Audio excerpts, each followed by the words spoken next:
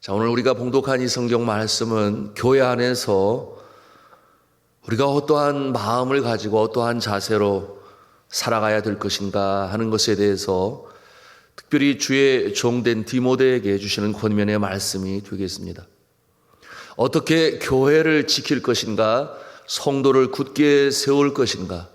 첫 번째 주시는 말씀은 말다툼을 하지 말라고, 또 말다툼을 하지 말라고 그렇게 엄중히 권면하라, 그렇게 말씀하고 있어요. 14절에 있는 말씀입니다. 말다툼을 하는 모습은 잘하고 잘못을 떠나서 듣는 자들을 망하게 한다, 그렇게 주의를 줍니다. 그런가 하면은 또 17절에 어떻게 말씀하시는가? 악성 종양이 퍼져 나가는 것과 같다, 그렇게 말했어요. 무엇이? 다투는 그 모습이, 허탄한 말로 서로 다투는 모습이 악성 종양이 퍼져 나가는 것과 같다. 교회가 어려움에 봉착할 수 있다고 하는 그와 같은 말씀이에요. 여러분, 사람의 생각이 서로 다를 수 있습니다. 그러다 보면은 언성이 높아질 수도 있어요. 그런데 이와 같은 모습이 세상이 아닌 교회 안에서는 정말 주의해야 합니다. 왜냐하면 사람들이 교회에 나오게 되는 그 이유는 이미 통계적으로 알려져 있는데요. 왜 사람들이 종교를 찾고 교회를 찾는가? 그 마음에 평안을 얻고 싶어서 나온다 그랬습니다. 두 번째로는 구원을 얻기 위해서 교회에 나온다 그랬어요. 그런데 교회가 평안하지 못하면, 다툼이 있으면 실망하고 되돌아갑니다. 전도의 문이 막히는 것이죠. 어떻게 교회 안에서까지 다투느냐? 그와 같은 선입견을 가지고 있기 때문에 그러한데요. 특별히 초신자들은 더욱더 그리합니다. 그러므로 이와 같은 다툼을 방지하기 위해서 교회는 언제나 하나님의 말씀을 기준으로 하여 든든히 서 있어야 합니다. 이 편 저 편 그런 것이 아니라 하나님의 말씀이 기준이 되어야 한다. 또한 하나님의 말씀으로 은혜가 충만하지 못하면 이 사람들의 마음이 빼빼 마릅니다. 결국 사랑은 없어지고 이 날카로운 세상적인 방법들을 가지고 교회 안에서 해결을 하려고 그래요. 그러나 교회는 언제고 이 하나님의 말씀이 기준이 되어야 합니다. 이어지는 15절 말씀에서 이 다툼을 잠재우는 그 기준이 무엇이냐? 하나님의 말씀이다라는 것을 강조하고 있는데요.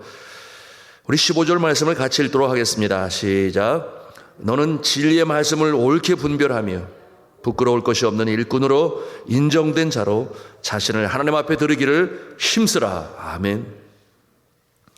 언제나 가장 정확한 답과 기준은 바로 이 성경에 기록된 하나님의 말씀이니 그 말씀을 분별해야 하고 잘 가르쳐야 하고 그 위에 똑바로 서 있어야 한다. 그러기 위해서는 주의 종이 먼저 하나님의 말씀을 잘 알아야 되겠죠. 그리고 잘 가르쳐야 하지 않겠습니까? 잘 적용하고 가르칠 수 있어야 합니다. 또한 교회 안에서 발생하는 이 교회의 다툼을 예방하고 방지하기 위해서 교회 정관이라든지 규정이라든지 이 세부 규칙이 또 도움이 됩니다. 여러분, 새롭게 개정되어진 우리 교회 정관은 600년 전 이 장로교 교회가 시작되고 수백 년간에 걸쳐서 또 확정되어진, 점검되고 다시금 다듬어진 그와 같은 이 장로교 교단 총회 교회법의 근거에서 이 교회 정관이 개정이 되었어요. 훌륭한 정관입니다. 우리가 잘 따르고 지켜야 하겠습니다. 그러면 이 불필요한 다툼이 방지됩니다. 그런데 그럼에도 불구하고 이 다툼이 일어난다고 한다면 이는 대부분이 인간관계로 얽혀진 일로 인해서 그와 같은 어려움이 교회 안에 생겨요.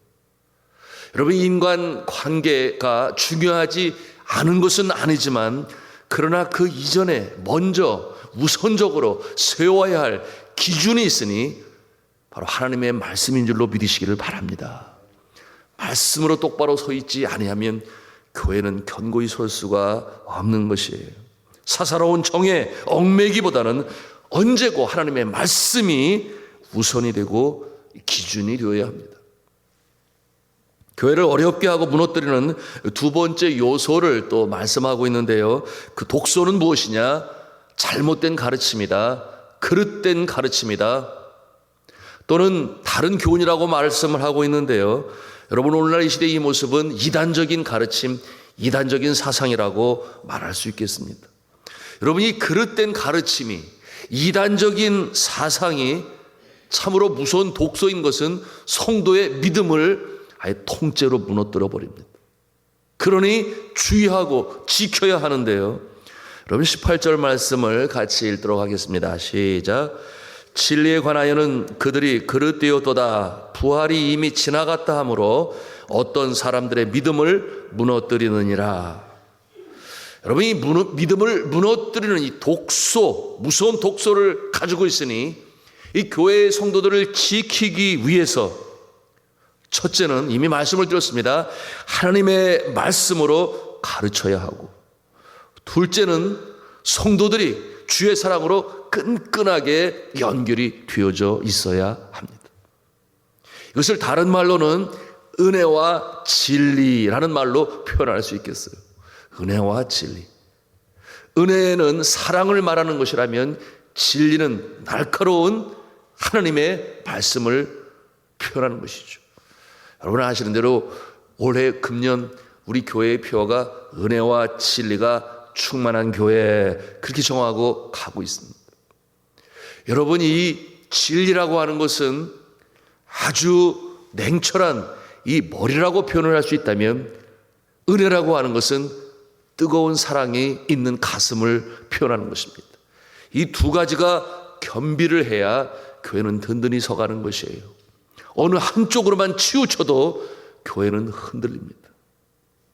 이와 같은 내용을 알고 있는 바로 오늘 말씀하고 있는 이단 사상, 이단 교회는 얼마나 사랑을 강조하는지 몰라요. 왜? 기성교회가 진리만을 가르치는데 정작 그 안에 있어야 할 진리의 실천인 사랑이 없다. 그런데 우리는 그게 있어. 그러면서 교인들에게 접근을 하고 정말 기성교회에 있는 모습보다 훨씬 더 큰, 그러나 여러분, 그와 같은 사랑의 모습은 조건적인 사랑 아니겠습니까? 어떠한 목적을 가지고 있는, 그리고 그 목적을 이루기 위하여 행하는 사랑이니 순수하게 그리스도께서 우리에게 보여주신 그 성품으로 사랑하는 모습이 아닌 의도적인 사랑이에요.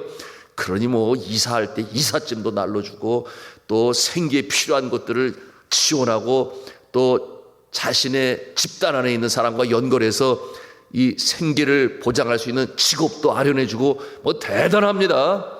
그렇게 해서 결국은 끌어가지요. 거기에 또 끌림을 당하고 가는 기존교회 성도들도 있어요. 여러분, 사랑을 행하는 것은 나쁜 것입니까? 나쁘지 않아요. 당연히 교회 안에서도 사랑으로 행할 수 있어야 합니다. 그런데 문제는 무엇입니까? 아무리 사랑이 많고 서로 끈끈하게 연결이 되어 있어도 그 안에 구원이 없다면, 그것이 천국으로 인도하는 길이 아니라고 한다면 그야말로 아무것도 아닌 것 아니겠습니까?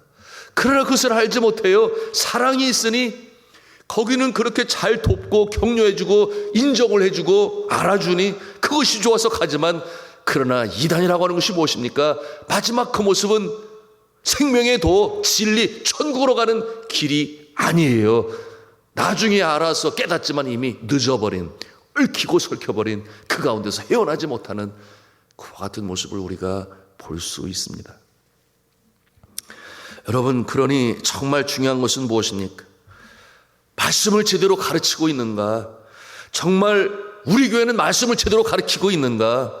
이와 같은 역할에 있어서는 무엇보다도 교역자들, 주의 종의 역할이 제일 중요하겠죠. 그런가 하면 성도들 간에 사랑으로 끈끈하게 엮여져 있는가? 특별히 믿지 아니하는 이 이웃들에게 교회에 올 수 있도록 따뜻한 사랑으로 전하고 있는 것. 이와 같은 모습은 성도들의 또한 중요한 역할이 될 것입니다. 이 균형을 잘 이루어야 교회는 든든히 서는 것이고, 이단이 아무리 들끓고 또는 감언이설로 유혹으로 당기려고 해도 굳굳이 서 가는 것인데, 저는 간절히 기도합니다. 우리 산돌중앙교회가 정말 하나님을 기쁘시게, 교회를 건강하게, 이웃을 따뜻하게, 그리고 가정을 행복하게, 말씀과 사랑, 은혜와 진리가 충만한 교회가 되는 일에 귀하게 쓰임받는 저와 여러분이 되기를 주님의 이름으로 축복합니다. 이 시대의 사람들의 믿음을 떨어뜨리는 이단의 특징들, 이제는 많이 분별하고 규범하여 이제는 안내서로, 지침서로 이렇게 교회마다 소개해주고 있어요. 문제는 교회가 그것을 가지고 잘 가르치고 지키느냐 하는 것인데, 여러분, 그 내용이 11가지로 이단 분류 지침이 전해졌어요. 알려져 있어요. 간단히 여러분에게 전하고자 하는데요, 여러분 마음에 담기를 바랍니다. 첫째는 암호식 비유풀이를 해요. 누가? 이단의 가르침이 암호식 비유풀이. 성경 말씀은 어떻게 해석되어지는가?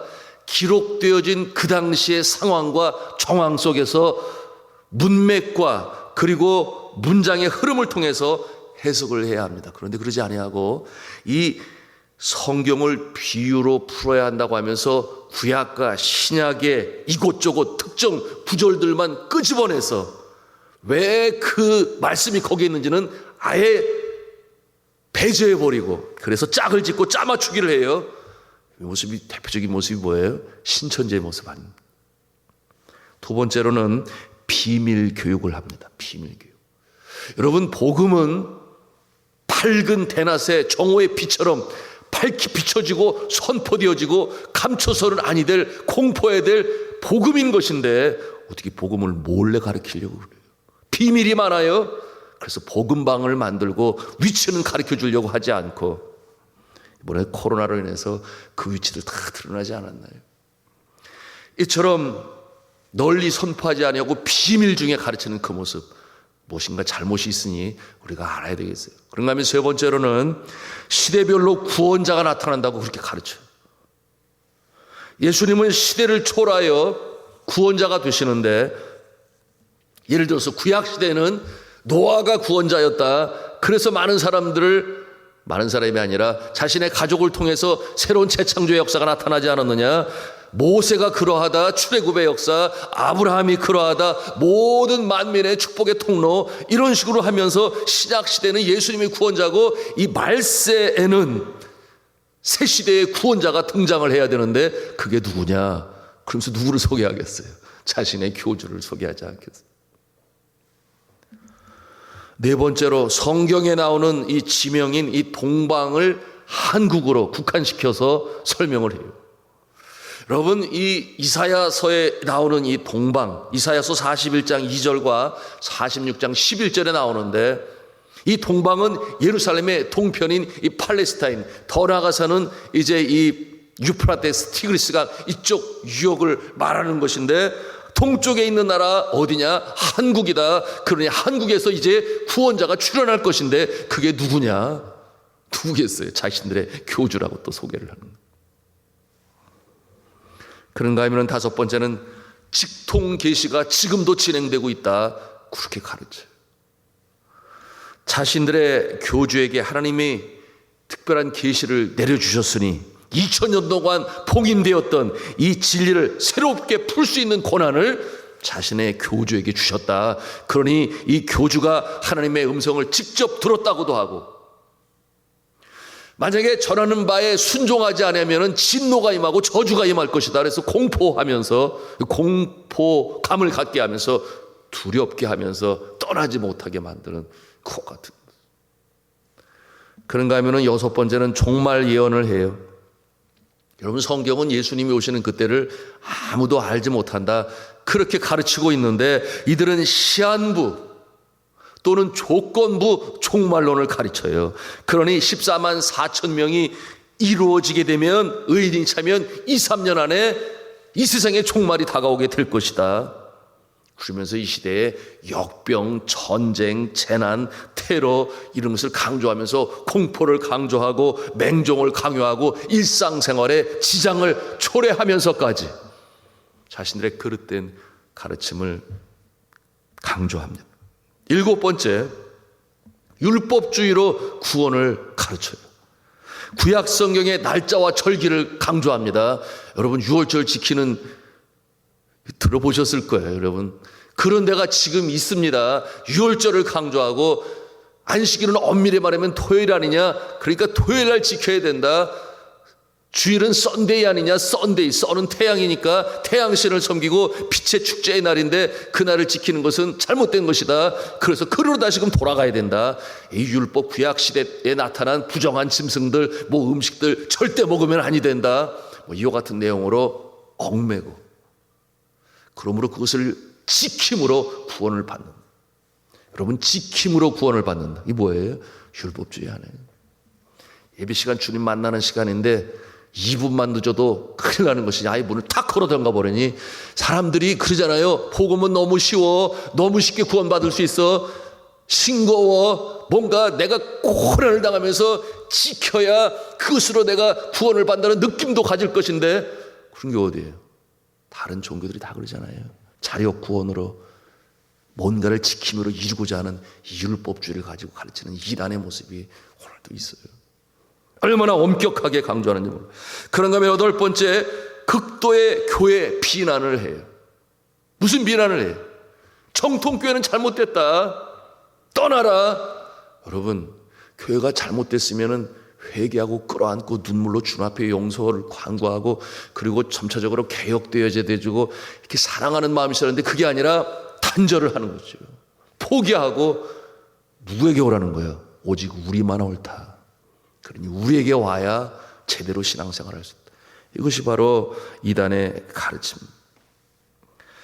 그런가 하면 9번째로 프리메이슨 음모론 들어보셨나요? 과도한 호기심을 자극합니다. 이 세상은 누구의 손 안에 있어요? 하나님의 손 안에 있어요.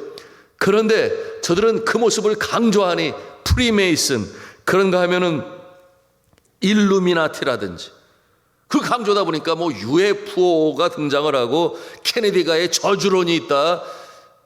가문의 저주를 끊어야 한다. 이와 같은 정말 호기심을 유발하는 이와 같은 내용을 가지고 그것이 전부인 양 복음의 자리에 그것으로 대처해서 공포감, 그리고 세상을 아주 악한, 그러므로 자신은 구별돼야 하는, 물론 한편으로 일리가 있지만 여전히 하나님의 손안에 있음을 알고 이미 그 악한 세력은 주님이 물질서 이기셨는데 그렇게 공포감을 조성해서 이 같은 모습이 잘못된 가르침이에요.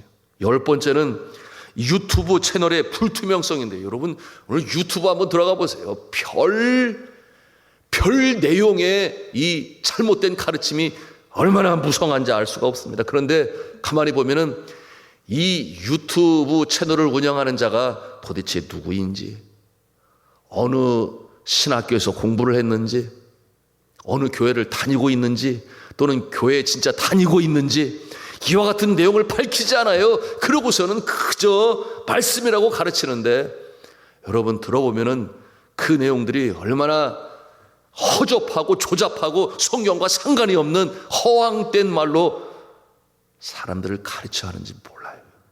심지어는 제가 전에도 얘기했잖아요. 저의 초등학교 동창 중에 하나가 어디 다니는데 들어보라고 저한테 목사는 이런 거 내용 알아야 되는 거 아니냐고 너무나 참 새롭고 정말 마음에 쏙쏙 와닿는 말씀이라고. 그래서 제가 들어보니까 세상에, 거기 연옥서를 강조하고 죽은 사람도 구원하시기 위해서 예수님이 십자가에 달리셨을 때에 그 영혼이 음부에 내려가셔서 복음으로 전하고 저들을 구원해내셨다. 이와 같은, 그러니 이게 만인 구원설로 들어가서 결국은 예수 믿지 않고 죽어도 얼마든지 구원받을 수 있다. 그럼 뭐하러 천국을 만들고 뭐하러 지옥을 구별해서 나누어서 말세가 뭐가 필요합니까? 심판이 뭐가 필요해요? 전혀 엉뚱하게 가르치는 내용으로 얼마나 거기를 클릭하고 사람들이 들어와서 듣는지를 몰라요. 마지막 11번째로 일상생활의 활력을 떨어뜨려요.